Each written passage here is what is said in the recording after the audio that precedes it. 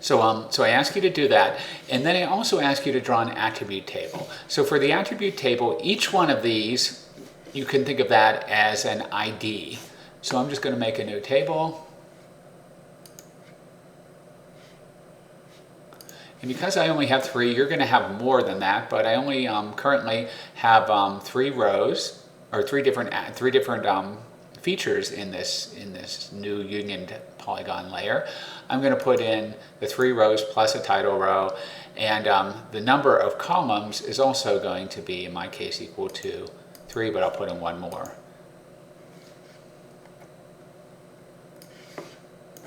So in your final attribute table, what you're going to have is, and it's going to be different than this because once you add this third layer B here, you're going to have even more polygons. But for now, we'll just put in an ID field.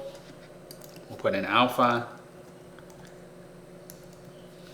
We'll put in beta, which we haven't added yet. And we'll put in gamma.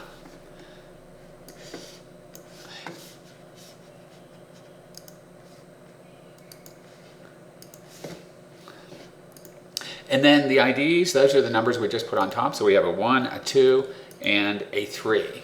So for number 1, because I drew that as part of layer A, anything that falls on number 1 is going to have an alpha value equal to alpha. And so 1 is going to have a value equal to alpha, but 3 is also going to inherit that value because it overlapped with that 1 that had a value of alpha. So 3 is also going to have a value of alpha. But 2 is not. In fact, it's not going to have any value here. I'll just put that in as null because 2 is not part of the thing that inherited alpha.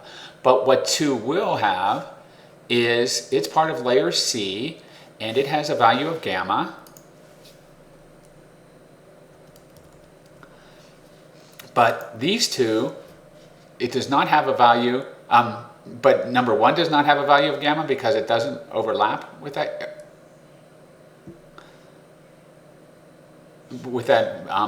area of gamma, so that will be null.